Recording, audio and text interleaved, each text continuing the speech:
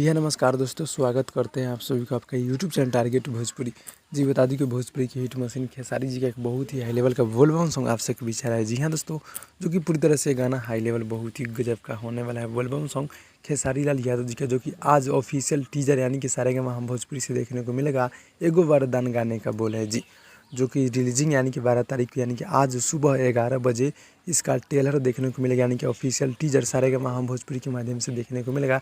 खेसारी लाल यादव जी और हमारे मतलब म्यूजिक है कृष्णा विद्यार्थी जी का। जी हाँ, और अभय बाबा जी का मतलब गीत लिखा हुआ है। सॉरी, अभय बाबा जी नहीं है, विकास जी के गीत लिखा हुआ है। बहुत ही गजब के गीत लिखते हैं बाबू विकास जी। और ये गाना पूरी तरह से हाई लेवल का होने वाला है। एगो वरदान चाहिए, जो कि बबुआ विकास जी लिखे हैं गाने को। गाना पूरी तरह से बवाल है। तो आज ऑफिशियल टीजर यानी कि सारेगामा हम भोजपुरी छूटेगा 11 बजे, आप लोग देखिएगा।